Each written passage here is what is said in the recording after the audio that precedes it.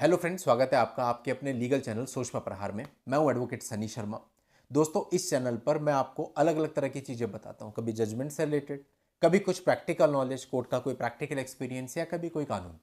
तो आज की इस वीडियो में जो चीज़ मैं आपको बताने वाला हूँ वो उन सब लोगों के लिए जिनके मैट्रिमोनियल विवाद चल रहे हैं बहुत इंपॉर्टेंट है। दोस्तों देखिए, मैट्रिमोनियल विवादों के अंदर बहुत सारी चीज़ें होती हैं और कई बार चीज़ें ऐसी होती है जो हम अपने ही हाथ से गलत कर देते हैं और उसका परिणाम हमको जब भुगतना पड़ता है तो फिर हमें समझ नहीं आता कि हम क्या करें। और जो लॉस हमारा हो चुका होता है, चाहे वो पैसे का हो, चाहे वो टाइम का हो, चाहे वो इमोशनली हम टूटे हों, उसके कोई भी किसी भी तरह की भरपाई नहीं होती है।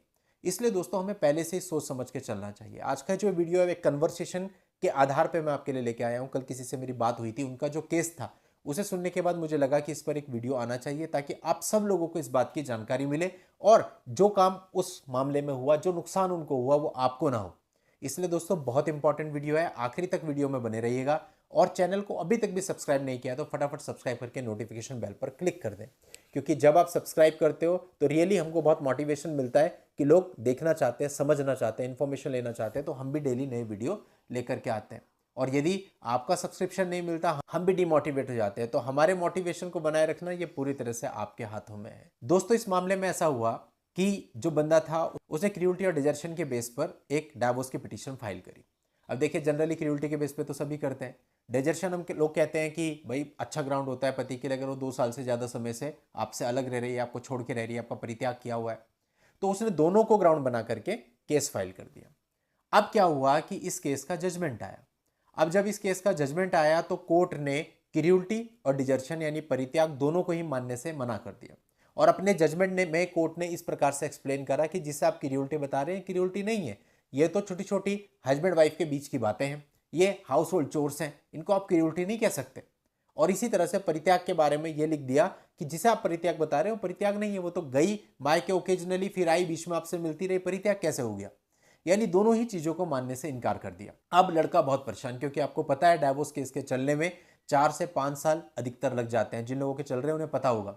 और उस दौरान आपको बहुत सारी हैरेसमेंट से होकर भी गुजरना पड़ता है, बहुत सारा पैसा भी लग जाता है, बहुत सारा टाइम भी लग जाता है। लड़की ने ट्रांसफर करा लिया है तो उसके प्लेस पे जाके आप लड़ते हैं। और कई बार मेंटेनेंस का केस भी, डाइवोर्स केस में आप लड़ रहे होते हैं, मेंटेनेंस की पिटीशन भी लड़की ने लगाई होती है। यानी बहुत मुश्किलों से आप जजमेंट तक पहुंचते हैं और फिर जजमेंट इस तरह का हो जाए, आपके फेवर में ना हो, तो ये बहुत बड़ा झटका आपके लिए होता है, असहनीय होता है। अब हुआ क्यों ऐसा? आपने अपने हैंड से गलती करी। मैंने बहुत बार अपने वीडियोज में समझाया कि जो आपकी ड्राफ्टिंग होती है वो बहुत इंपॉर्टेंट होती है। जो क्रियोलिटी आप बता रहे हैं वो क्रियोलिटी आप किस लेवल पर लेके आए, किस तरह से आपने प्रदर्शित किया उस क्रियोलिटी को, क्या घटनाएं आपने दिखाई। कई बार आप घटनाएं ऐसे दिखा देते हैं जो क्रियोलिटी की श्रेणी में नहीं आती, कोर्ट क्रियोलिटी मानने से मना कर देता है। इस पर मैंने अलग से भी बहुत सारे वीडियोज बनाए हैं जिसमें ये चीजें बहुत खुल करके बताई हैं। तो अगर आप छोटी छोटी माइनर चीजों को क्रियोलिटी दिखा देते हैं तो वो क्रियोलिटी नहीं है। कोर्ट कहेगा कि भाई क्रियोलिटी थोड़ी है, तो आपके आपस की बीच की नोक झोंक है। इसी तरह से परित्याग, परित्याग को भी आपको इस तरह से प्रेजेंट करना पड़ेगा कि एक्चुअल में निकल करके आए कि हाँ भाई ये परित्याग का ग्राउंड है, ये परित्याग है। अब आपने ड्राफ्टिंग में गलती कर दी, हुआ क्या कि आपके बीच में जो भी हुआ वो एज इट इज उठा के आपने अपने ड्राफ्टिंग में रख दिया। अब ऐसे में क्या होगा, नतीजा बहुत भयंकर होगा। यानी कि आपके बीच में क्या हुआ, कोर्ट से उसको मतलब नहीं।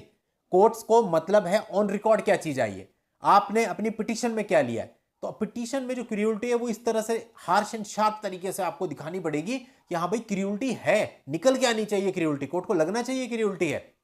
इसी तरह से आप परित्याग का ग्राउंड बना रहे थे, उसमें परित्याग कोर्ट को लगना चाहिए, नहीं लगेगा, नतीजा इसी तरह का होगा, केस उनका डिसमिस हो गया।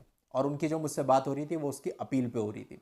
तो दोस्तों ऐसा आपको बिल्कुल नहीं करना। मैट्रिमोनियल केसेस में क्या है, आपको टाइम लेना है।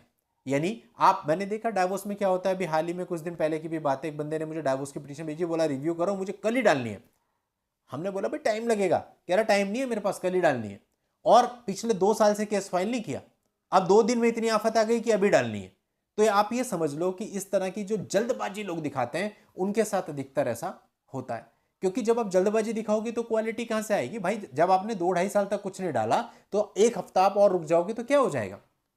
तरीका यह है कि आपको अपनी पिटीशन अपने वकील साहब से पहले बनवानी है, फिर आपको लेना है, फिर आपको खुद देखना है कि आपकी कोई वर्जन गलत तो नहीं हो रहा। कई बार होता है मिसकम्युनिकेशन हो जाती है, कम्युनिकेशन गैप हो जाता है, आपने कुछ कहा लिखा कुछ गया, आप चेक करो, फिर अपने वकील साहब से डिस्कस करके उसको ओके करो।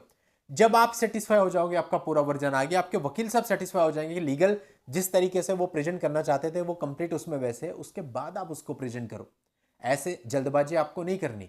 ऐसे हमारे क्लाइंट हैं, उनको पिछले 2 साल से मेरे से बात कर रहे हैं, मुझे काउंटर फाइल करना है, गाइड कर दिया क्या क्या कर सकते हैं आप, फाइल नहीं किया, और अब जब इस नतीजे पे पहुंचे कि फाइल करना ही पड़ेगा, अब एकदम से कह रहे हैं कि फटाफट दो मुझे, तो अभी के अभी फाइल करना है, फटाफट मेरे केस पे काम करो।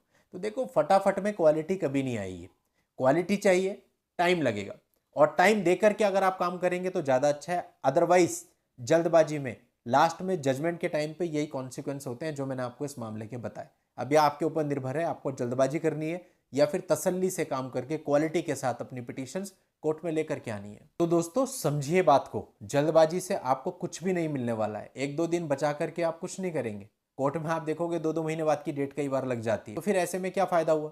तो इसलिए आप अपने हैंड से 10 दिन का ज्यादा टाइम ले लो, लेकिन पूर्ण रूप से सेटिस्फाई होकर ही कोई चीज कोर्ट में फाइल करो। चलिए दोस्तों, आज की इस वीडियो में इतना ही। नेक्स्ट वीडियो में नई जानकारी के साथ मैं आपसे फिर मिलता हूं, तब तक के लिए goodbye and thank you for watching. Take care.